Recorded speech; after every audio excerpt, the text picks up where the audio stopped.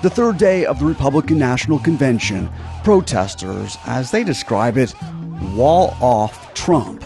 So he can feel what we feel when he talks about this. It's unlikely he saw this wall. More likely he's seen these numbers. A WSJ NBC News poll from just before the Republican convention found that just 1 in 7 Latino voters say they could support Donald Trump. It likely goes back to his opening gambit when he announced his candidacy, saying, "When Mexico sends its people, they're not sending their best. They're not sending you. They're not sending you.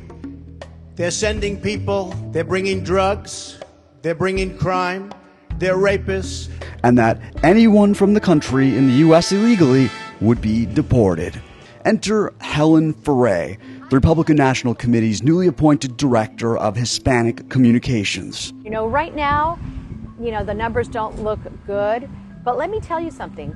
For a campaign that hasn't really started, an outreach to the Latino community, starting at 24%, that's not so bad. A campaign that hasn't started? What Ferre means is that the Trump campaign hasn't started to engage Hispanic voters. At the end of the day, we can do so much, but the candidate needs to go out and speak to the Hispanic community. And Mr. Trump is going to do that. He's going to roll something out in a couple of weeks. Ferre started her position only 2 months ago after her predecessor quit, reportedly because she found some of Trump's comments indefensible. I don't know that anybody ever agrees 100% with any candidate. By and large, my main focus and main goal is to be able to help the Republican Party accomplish its goal, which is to put a Republican in the White House.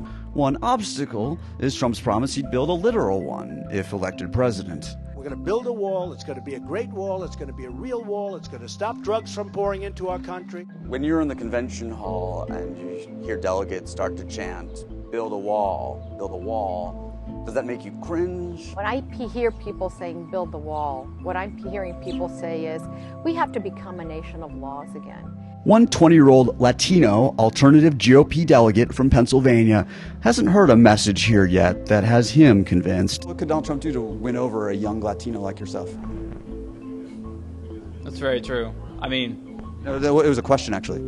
I know, and that's, I'm not sure. I honestly don't know. I mean, he has done so many things, that I find very alienating and disheartening. With a record 27 million registered voters, courting the Latino vote is more important than ever. In battleground states like Florida, Nevada, and Colorado, Hispanics could decide which candidate wins. My work is cut out for me.